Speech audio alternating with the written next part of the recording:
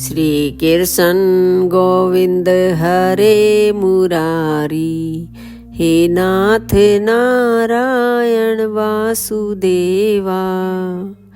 व्यासदेव जी को नमस्कार, सुखदेव जी को नमस्कार, सूत जी को नमस्कार, ब्रह्मा जी को नमस्कार, श्री हरि को नमस्कार, श्रीमद् भागवत को नमस्कार करके हम भागवत की चर्चा करते हैं। श्री ब्रह्मा जी ने कहा, देवगण जब योगनिष्ठ सनकादि मुनियों ने इस प्रकार स्तुति की, तब वैकुंठ निवास श्री हरि ने उनकी प्रशंसा करते हुए यह कहा। श्री भगवान ने कहा, मुनिगण ये जय विजय मेरे पार्षद हैं। इन्होंने मेरी कुछ भी परवाह न करके आपका बहुत बड़ा अपराध किया है। आप लोग भी मेरे अनुगत भक्त हैं, अतः इस प्रकार मेरी ही अवज्ञा करने के कारण आपने इन्हें जो दंड दिया है वह मुझे भी अभिमत है। ब्राह्मण मेरे परम आराध्य हैं। मेरे अनुचरों के द्वारा आप लोगों का जो तिरस्कार हुआ है उसे मैं अपना ही किया हुआ मानता हूँ। इसीलिए मैं आप लोगों से प्रसन्नता की भिक्षा मांगता हूँ। सेवकों के अपराध करने पर संसार उनके स्वामी का ही नाम लेता है। वह अपयश उसकी कीर्ति को इस प्रकार दूषित कर देता है जैसे त्वचा को चर्म रोग। मेरी निर्मल सूय सुधा में गोता लगाने से चांडाल पर्यंत सारा जगत तुरंत पवित्र हो जाता है। इसीलिए मैं विकुंठ कहलाता हूँ। किंतु यह पवित्र कीर्ति मुझे आप लोगों से ही प्राप्त हुई है। इसीलिए जो कोई आपके विरुद्ध आचरण करेगा वह मेरी भुजा ही क्यों न हो, मैं उसे तुरंत काट डालूंगा। आप लोगों की सेवा करने से ही मेरी चरण रज को ऐसी पवित्रता प्राप्त हुई है कि वह सारे पापों को तत्काल नष्ट कर देती है। और मुझे ऐसा सुंदर स्वभाव मिला है कि मेरे उदासीन रहने पर भी लक्ष्मी जी मुझे एक क्षण के लिए भी नहीं छोड़ती। यद्यपि इन्हीं के लेश मात्र कृपा कटाक्ष के लिए अन्य ब्रह्मादि देवता नाना प्रकार के नियमों एवं व्रतों का पालन करते हैं, जो अपने संपूर्ण कर्म फल मुझे अर्पण कर सदा संतुष्ट रहते हैं। वे निष्काम ब्राह्मण ग्रास ग्रास पर तृप्त होते हुए घी से तरह तरह के पकवानों का जब भोजन करते हैं, तब उनके मुख से मैं जैसा तृप्त होता हूँ वैसा यज्ञ में अग्नि रूप मुख से यजमान की दी हुई आहुतियों को ग्रहण करके नहीं होता। योग माया का अखंड और असीम ऐश्वर्य मेरे अधीन है तथा मेरी चरणोदक रूपिणी गंगा जी चंद्रमा को मस्तक पर धारण करने वाले भगवान शंकर के सहित समस्त लोकों को पवित्र करती है। ऐसा परम पवित्र एवं परमेश्वर होकर भी मैं जिनकी पवित्र चरण रज को अपने मुकुट पर धारण करता हूँ, उन ब्राह्मणों के कर्म को कौन नहीं सहन करेगा। ब्राह्मण, दूध देने वाली गौएं और अनाथ प्राणी ये मेरे ही शरीर हैं। पापों के द्वारा विवेक दृष्टि नष्ट हो जाने के कारण जो लोग इन्हें मुझसे भिन्न समझते हैं, उन्हें मेरे द्वारा नियुक्त यमराज के गिरधर जैसे दूत, जो सर्प के समान क्रोधी हैं, अत्यंत क्रोधित होकर अपनी चोंचों से नोचते हैं।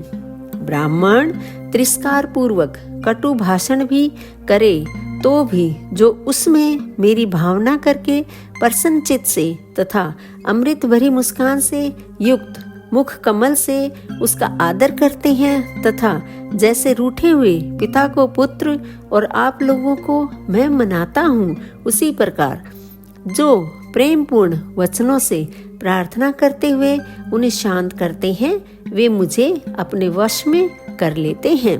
मेरे इन सेवकों ने मेरा अभिप्राय न समझकर ही आप लोगों का अपमान किया है। इसलिए मेरे अनुरोध से आप केवल इतनी कृपा कीजिए कि इनका यह निर्वासन काल शीघ्र ही समाप्त हो जाए। ये अपने अपराध के अनुरूप अधम गति को भोग कर शीघ्र ही मेरे पास लौट आएं। श्री ब्रह्मा जी कहते हैं, देवताओं, सनकादि मुनि क्रोध रूप सर्प से डसे हुए थे, तो भी उनका चित्त अंतःकरण को प्रकाशित करने वाली भगवान की मंत्रमयी सुमधुर वाणी सुनते सुनते तृप्त नहीं हुआ।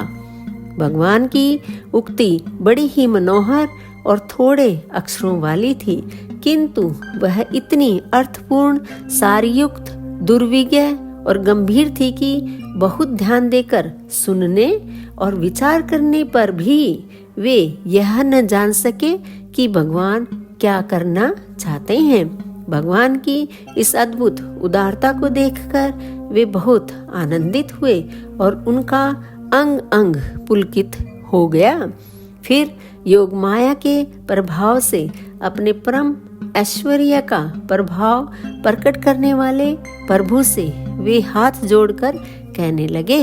मुनियों ने कहा, सब प्रकाश भगवान, आप सर्वेश्वर होकर भी जो यह कह रहे हैं कि यह आपने मुझ पर बड़ा अनुग्रह किया, सो इससे आपका क्या अभिप्राय है, यह हम नहीं जान सके हैं। प्रभु, आप ब्राह्मणों के परम हितकारी हैं।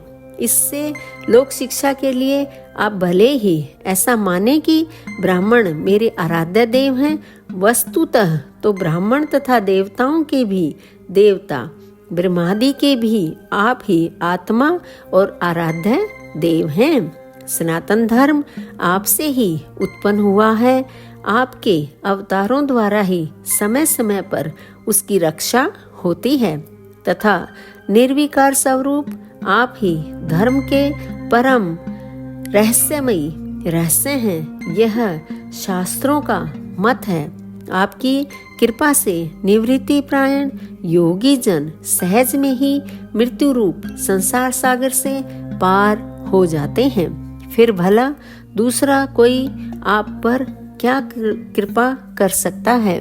भगवान दूसरे अर्थात जन जिनकी चरण रज को सर्वदा अपने मस्तक पर धारण करते हैं, वे लक्ष्मी जी निरंतर आपकी सेवा में लगी रहती हैं। सो ऐसा जान पड़ता है कि भाग्यवान भक्तजन आपके चरणों पर जो नूतन तुलसी की मालाएं अर्पण करते हैं, उन पर गुंजार करते हुए भोरों के समान वे भी आपके पाद पद्यों को ही अपना निवास स्थान बनाना चाहते हैं, किंतु अपने पवित्र चरित्रों से निरंतर सेवा में तत्पर रहने वाली उन लक्ष्मी जी का भी आप विशेष आदर नहीं करते। आप तो अपने भक्तों से ही विशेष प्रेम कर रखते हैं। आप स्वयं ही संपूर्ण भजनीय गुणों के आश्रय हैं। क्या जहाँ तहाँ विचरते हुए ब्राह्मणों के चरणों में लगने से पवित्र हुई मार्ग की धूलि और श्रीवत्स का चिन्ह आपको पवित्र कर सकते हैं? क्या इनसे आपकी शोभा बढ़ सकती है? भगवान, आप साक्षात धर्म स्वरूप हैं। आप सत्यादि तीनों युगों में प्रत्यक्ष रूप से विद्यमान रहते हैं तथा ब्राह्मण और देवताओं के लिए तप, शौच और दया अपने इन 3 चरणों से इस चराचर जगत की रक्षा करते हैं। अब आप अपनी शुद्ध सत्वमयी वरदायिनी मूर्ति से हमारे धर्म विरोधी रजोगुण तमोगुण को दूर कीजिए। देव, यह ब्राह्मण कुल आपके द्वारा अवश्य रक्षणीय है।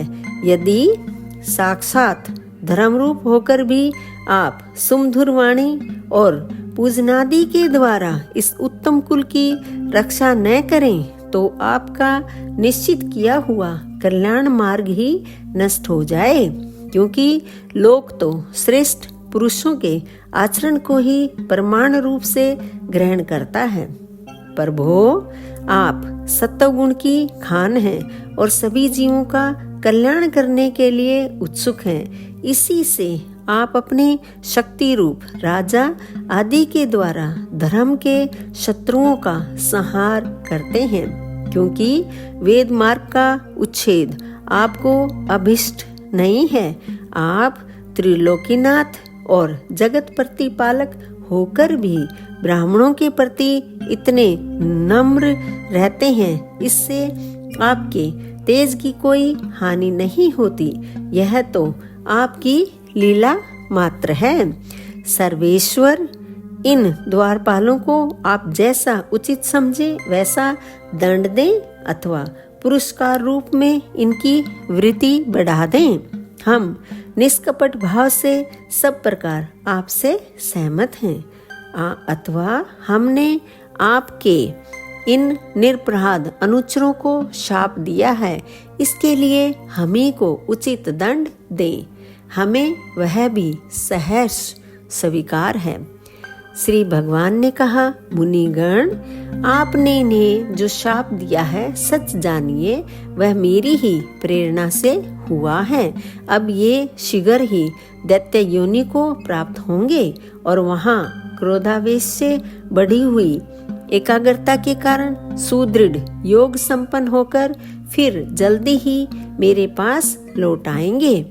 श्री ब्रह्मा जी कहते हैं, तदंतर उन मुनीश्वरों ने नैनाभिराम भगवान विष्णु को और उनके स्वयं प्रकाश वैकुंठ धाम के दर्शन करके प्रभु की परिक्रमा की और उन्हें प्रणाम कर तथा उनकी आज्ञा पा भगवान के ऐश्वर्य का वर्णन करते हुए प्रमुदित हो वहां से लौट गए। फिर भगवान ने अपने अनुचरों से कहा, जाओ, मन में किसी प्रकार का भय मत करो, तुम्हारा कल्याण होगा। मैं सब कुछ करने में समर्थ होकर भी ब्रह्म तेज को मिटाना नहीं चाहता, क्योंकि ऐसा ही मुझे अभिमत भी है।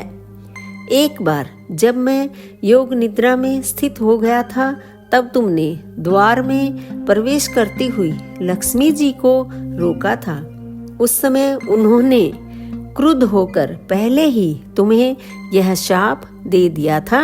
अब दैत्य योनि में मेरे प्रति क्रोधाकार वृत्ति रहने से तुम्हें जो एकाग्रता होगी, उससे तुम इस विप्र तिरस्कार जनित पाप से मुक्त हो जाओगे और फिर थोड़े ही समय में मेरे पास लौट आओगे। द्वारपालों को इस प्रकार आज्ञा दे। भगवान ने विमानों की श्रेणियों से सुसज्जित अपने सर्वाधिक श्री संपन्न धाम में प्रवेश किया। वे देवश्रेष्ठ जय विजय तो ब्रह्म श्राप के कारण इस अलंघनीय भगवत धाम में ही श्रीहीन हो गए तथा उनका सारा गर्व गलित हो गया। पुत्रों, फिर जब वे वैकुंठ लोक से गिरने लगे, तब वहां श्रेष्ठ विमानों पर बैठे हुए वैकुंठ वासियों में महान हाहाकार मच गया। इस समय दीति के गर्भ में स्थित जो कश्यप जी का उग्र तेज है, उसमें भगवान के उन पार्षद परवरों ने ही प्रवेश किया है। उन दोनों असुरों के तेज से ही तुम सबका तेज फीका पड़ गया है। इस समय भगवान ऐसा ही करना चाहते हैं, जो आदि पुरुष संसार की उत्पत्ति, स्थिति और लय के कारण हैं, जिनकी योग माया को बड़े बड़े योगी जन भी बड़ी कठिनाई से पार कर पाते हैं। वे सत्वादी तीनों गुणों के नियंता श्री हरि ही हमारा कल्याण करेंगे। अब इस विषय में हमारे विशेष विचार करने से क्या लाभ हो सकता है? दोस्तों, यह अध्याय यहाँ पर समाप्त होता है। आप मेरे वीडियो रोजाना देख रहे हैं, लाइक कर रहे हैं, शेयर भी कर रहे हैं, उसके लिए आपका बहुत बहुत धन्यवाद।